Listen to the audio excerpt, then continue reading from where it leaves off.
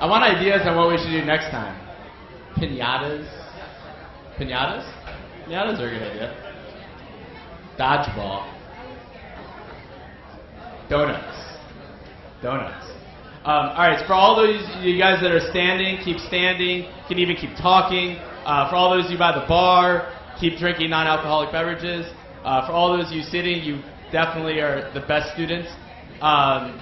It was that was just the most moving and touching panel. It's an honor to call those people friends and role models. We're going to close the day, like I said, with the real rock star of the industry, someone that I absolutely adore, and Stacy. And thank God for our amazing brand partners in Ford. The fact, again, I was speaking with one of the reps when we were outside. The fact that that a brand like Ford of that caliber took the leap of faith with us to do this. You know, again, as Henry said, 63 days ago we had the idea to do State of Style Summit. And to get a brand of that caliber and all the different pieces that had to come into play, and the caliber of this event is not lost on the fact that we had people like Ford, but most importantly that we had you guys here. Now that we have Stacy and Anthony to polish this thing off, that was a car innuendo, I just realized. So, Stacy London. Hello. Stacy and Anthony are going to do a little duet, and then... do you know any Barry Manilow? I'm Billy Joel. Billy Joel. He has a little Billy Joel look to him. Right? A little New York State of Mind to close. Anyways, I'm going to let these guys go, and then at Stacy's request, in true style to the people of fashion, we're actually going to extend the Q&A a little bit. So I'll jump back on stage in a little bit. Get your questions ready. These guys are covering different ends of the spectrum and both experts. We drink during, we'll drink after, we go eat after, we go out again after, whatever you guys want to do. But enjoy this. How's everybody doing? Are you totally exhausted? The whole day sounds like it's been completely amazing. I've been reading everybody's tweets and seeing a little bit of the live feed. Anthony, you're a rock star. But I apologize. I'm a little bit under the weather. So if I sound weird, it's not just me being Jewy. It's me being sick. And so Anthony and I had the pleasure of meeting on the phone, actually. But we kind of have similar fashion pasts. I think we do. Well, we both took very non-traditional pathways to fashion and style and design. I know you have you double majored in philosophy and German literature. Very helpful in fashion. Well, I mean, I think that sort of background, and maybe I'm going to get a little heavy with this, but it feeds off of something I think we're both very passionate about, and that's how style and design empowers not only the individual, but it empowers us to be able to become world changers. And that's a pretty powerful point of view, especially when we both realize that it is through creating the message, and we do that through the power of style and design, and put it out there for everyone. Oh, absolutely. I mean, I think style is one of those things that's just part of the zeitgeist. And I know, obviously we are going to talk a little bit about textiles, but just in general and overall, style is there. It's one of those things that I consider to be a real tool. It's there at your disposal, whether or not you want to participate in it or whether or not you think it matters, it still exists. And that's what's so incredible about it, is that it really does, I think, enhance so many different areas of life, whether it's about cars, whether it's about clothes, and you always have the choice to decide what your style is going to be. That's what makes it so personal, so emotional. And for me, the great thing about studying sort of philosophy and literature and things like that is that style really does become about psychology. And that's where we sort of understand the relationship between a textile designer, whether it's a fashion designer, and the consumer and the audience that they are creating for. Yeah, a lot of people gave me shit earlier for saying that, well, a dress is just a dress, but what is its worth if it just sits on the rack? And, as a designer now working with automobiles, that's sort of maybe it's a consumer-centric approach where I need to listen to what people are saying, and being able to take that as a designer and then recraft it and deliver a product that people actually want, that it becomes desirable. And with fashion, I really don't think it's any different. In fact, I think that's the future of fashion, that you have that information, and what you do with it, is up to you. Yeah. I mean, I do think that it's very interesting that, when talking about textiles, one of the things that Anthony and I discussed is this idea that we are looking at a consumer like Generation Y, who their values are changing. And value is of great importance to them, but there is this kind of world consciousness that we haven't seen before, right? It's about kind of giving back. There is a concern about climate change. There is concern about, what is going on worldwide environmentally. And for the first time, you are really seeing companies respond to that psychology, right? Whether or not it's about new values, getting married earlier again, there's a swing back towards kind of more conservative values and even religion in this country. And I think that you are seeing people starting to pay attention. This idea of the conscious collection that H&M has done, that we're seeing a lot more designers that are thinking about where and how their materials are made. This is really in response to a consumer who is looking to be satisfied by those kind of requirements. I mean, those are the consumers that are really saying, great, okay, if you make it, I'll buy it. They're hungry for they want fashion and style that reflects their value system. And I don't think that just holds true for fashion. I think that holds true for the automotive industry and almost any industry. You're also seeing new technologies in terms of what people are doing with textile. Again, in terms of consciousness, bamboo, castor oil. Yes, castor oil, cork, things like that really, are environmentally friendly. I'll let this audience know. We were joking around because you were feeling under the weather, and someone had mentioned, well, maybe some castor oil. Well, it just so happens that Ford scientists have figured out how to use castor oil to replace the plastics used for the instrument panel of a Ford Focus. And I think that's pretty radical. So I think it's pretty rad. But I also think that it's the same person who knows who Linda Loudermilk is, who is a fashion designer who works really solely in environmentally friendly fabrics and has made a huge deal. I mean, doing couture stuff out of bamboo. It's that same customer who's going to be looking at a Focus and saying, that's the kind of car I'm interested in. And, one of the things about fashion in particular is this idea that I think for the first time in a long time, fashion isn't just reflecting the economy and the society in which it finds itself. I think it's also starting to dictate.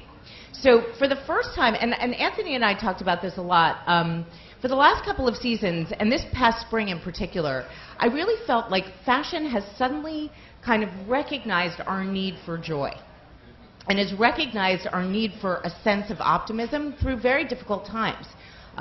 We have been in this kind of growth recession now, or everybody keeps saying it's a growth recession, for at least a year and a half, maybe more. And, it still feels like a recession to a lot of people.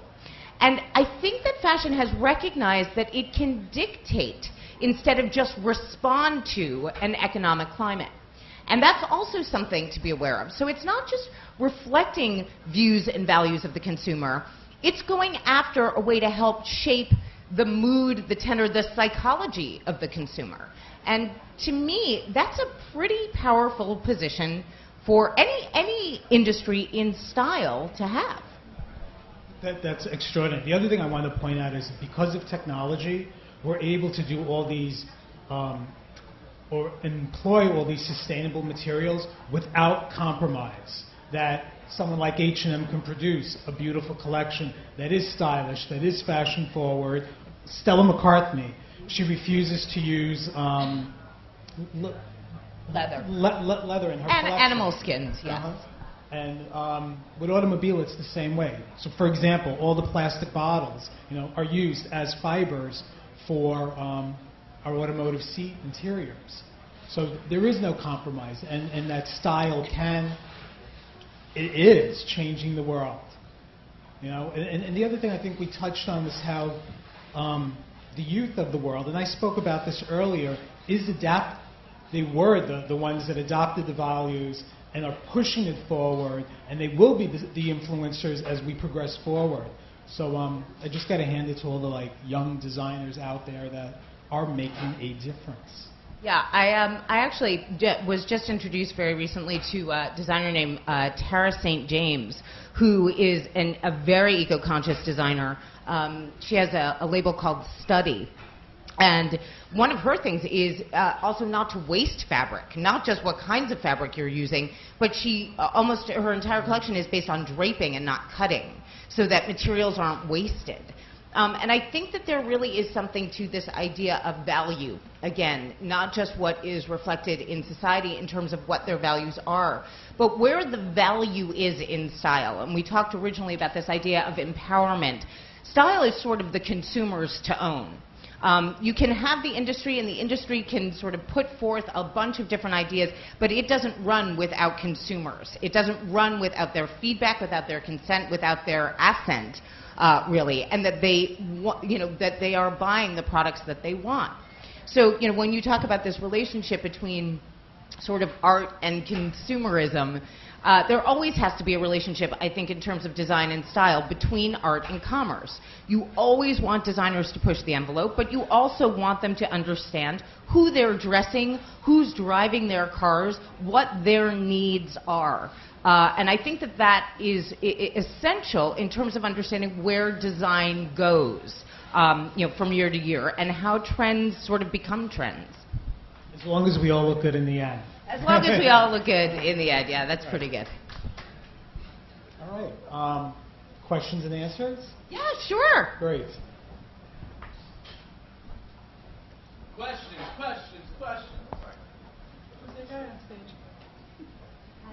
Hi, Stacy. Hi, how are you? Good. I run a blog where I kind of speak to a similar audience that I think you do, not necessarily people in this room or the fashionistas in New York or LA. I'm just curious what you find your audience finds to be compelling. What speaks to them? What those buttons are that get them going? That's a fantastic question. What's your name? Shauna. Shauna, hi. I'll tell you what my audience finds compelling, because I don't believe that my audience is, the coasts, New York and LA, and people who are sort of already enmeshed in the world of fashion and style. I think these are people who want to understand how style can benefit them, what style can do for them, and for the most part, when I talk about psychology, it is certainly about self-esteem. And there are a lot of different issues when it comes to what that consumer is after. They may be conscious that they want to feel better about themselves, or they may be conscious that they just want to fit in, that they want to be sort of applauded for being in the know about new designers or being in the know about new materials. Regardless, for me, it is about instruction in the sense that whatever information I can give them about using style as a tool to kind of make them more confident and feel as if they're kind of taking control of their own life. In a lot of ways, I find style to be a metaphor.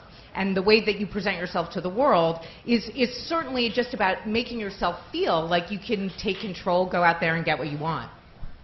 Great, thank you. Oh, I think she has a question. Hi. I have a question.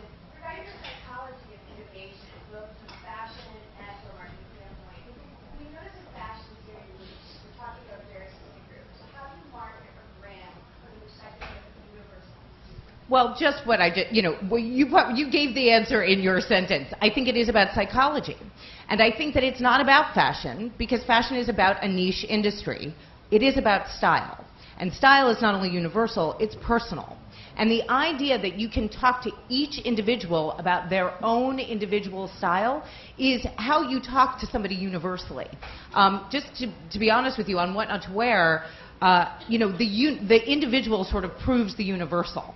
So every time we have a specific woman on the show who's got a very specific body type and is a specific age, her story still applies to oodles of women watching. So, the more specific you become in terms of how you talk about style, in fact, the more people can relate their own particular set of circumstances to those specifics. Question over here. So, actually, it goes to that. So, Stacy, you talk a lot about the almost respond, I guess, very reactively to women's needs and what's needed. Anthony, actually, the question's for you in terms of the flip side of the coin, in saying that the interiors of automobiles unfortunately can't be cinched to the waist and the hem raised and all of those things. And I think that it's a very interesting challenge from a design perspective to address, as we talked about earlier, a macro audience while still making it feel highly customized. Can you talk for a second just about the thought process? And then, Stacy, I'd love to hear how you think that relates to what you do daily with women. But Anthony, from your perspective, the thought process is interesting. Well, I mean, I'm certain we share the same thought on, in the end, it's all about crafting this message. When I embark on a design project for an interior, even before I put pen to paper, we really try to understand who is this individual, who is this person, something we refer to as the archetype. And once we understand every little thing, every little nuance that affects them, how they live their lives, what are the clothes that they wear, what is their style, then we put pen to paper and we start to create an interior environment that is a seamless transition. I truly believe all the boundaries of design, regardless if you're doing an article of clothing, a piece of furniture, or an automobile, all those have been broken down. As Stacy would say, there are very specific rules. And when you apply those rules, regardless if it's a dress or a car, you come up, the solution works out the same. And sometimes, we might bend the rules, we push it, and that's why we do concept vehicles. And that's how we test the audience. But the value system, the psychology behind all that is the same. And frankly, I think that's why when we create a vehicle like the Fusion that is beautiful, that is sensual, that is seductive, that makes you feel good, that puts a smile on your face, it's the same way when someone puts on an article of clothing that puts a smile on their face. It's the same psyche. I agree with that. I mean, I think that this is not.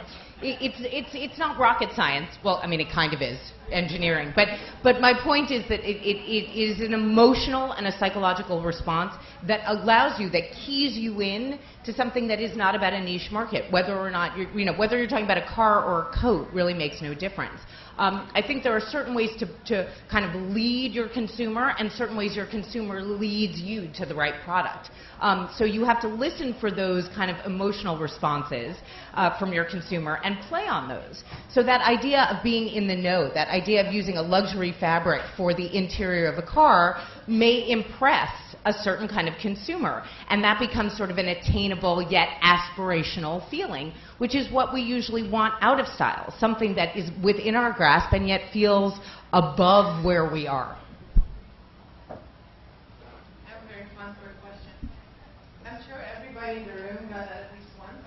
Whenever you tell somebody you work in fashion, they're like, oops, what am I wearing today? Am I wearing my old Levi's? Am I wearing my college t-shirt? So I'm curious, what's your take on where that line is? What job? Like, how much do you talk about it with your friends? Do you judge people? Oh, I judge everybody. I am just judgy. I'm uber judgy. It's my job to be judgy. I have a t-shirt that says, I get paid to be a bitch. What's your excuse? No, I'm teasing. Listen, well, I'm sort of teasing. Anyway, the point about that is, look, I think you have to be very careful. I think we all have to be very careful. I mean, you guys who are in fashion, who really represent the kind of, the pinnacle of the industry, there's always been a very exclusive vibe about fashion, right? And it's been sort of this kind of big wall, and we were never allowed in. And that's where I started. I started my career at Vogue as an assistant. And I wanted to be in it because I wanted to be cool. I'm not going to lie. I mean, I was like, fashion is the coolest thing ever. And if I can be a part of it, like I am standing next to Karl Lagerfeld at like a Chanel show. Shut up! I was so unbelievably excited. But now I also sort of understand the psychology of that for me, which was that I did want to feel cooler than other people. I wanted to be in the know. I wanted to be down with trends. I wanted to know what was going on before it happened. And the thing about fashion is that it's kind of gone through this big change in terms of its own image in the last 10 years. part of that is reality television. And, you know, I'll tell you that when I left editorial and I, you know, told friends of mine who were fashion editors that I was going to do some weird reality show that was some sort of makeover thing, they were like, that is awful. That is just so pedestrian, and how could you possibly do television? It's like the lowest common denominator. And now, you know, everybody wants my job. But part of that is that we, you know, reality television sort of broke open fashion. Broke open the secrets of the industry, broke open the idea that fashion was this big secret world where Anna Wintour and like Tom Ford got together and decided every season what the trends were. Now we get to see it. We really understand what's going on. And the internet has then made that even more accessible. Immediacy in terms of fashion and style is essential now. I mean, you know, if you're not on Twitter, if you're not on Facebook, if you're not on Pinterest, if you're not on Tumblr, you're missing out. You're way behind the curveball, right? So it's an interesting thing, and I'm sorry, I'm totally rambling, but to answer your question, the idea is that the line between what used to be, you know, fashion and other interests is sort of blurred. So when you say, I'm in fashion, but oops, I made a fashion mistake, well, you're human. Fashion is human. It's not this kind of mysterious world that we don't interact with every day now. Now it's a part of our lives. And as such, it's got the same foibles that everything else does. That's my answer.